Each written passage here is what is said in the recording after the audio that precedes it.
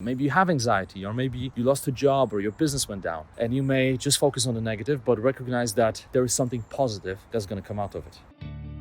Hi everyone, just want to make a short video about something that's a little bit controversial. I do believe that some of the negative things that happened in your life can be your biggest power. For example, myself, I used to be socially anxious. I used to lack confidence. I had massive self-esteem issues, especially when I was growing up back in Poland. Some of you know my story, but I was growing up in post-communism without too much money.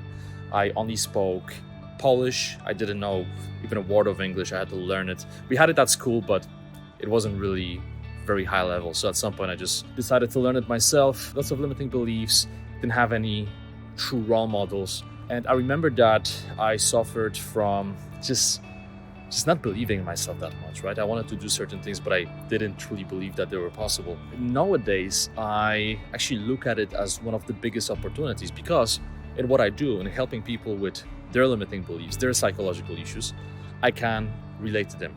I can understand them, and also people can relate to me, right?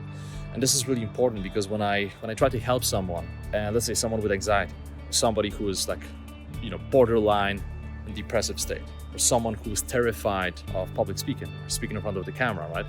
I can resonate. I know how they feel.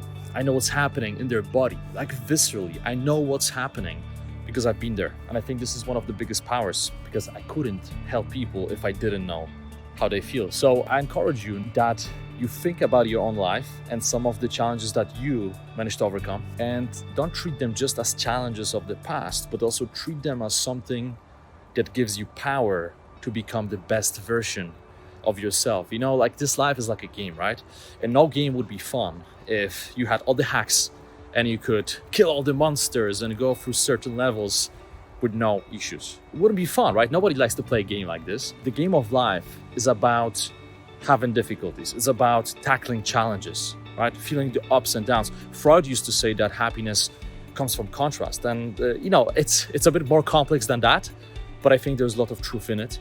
So making this video for any of you who feel stuck, or you feel that because of something that happened to you, it kind of screwed you up.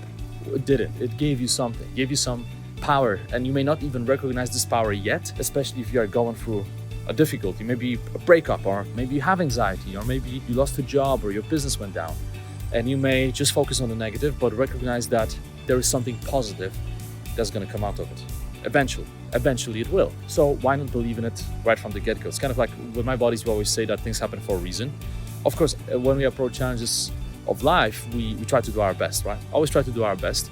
But if something doesn't work, we kind of look back and we say, hey, it probably happened for a reason.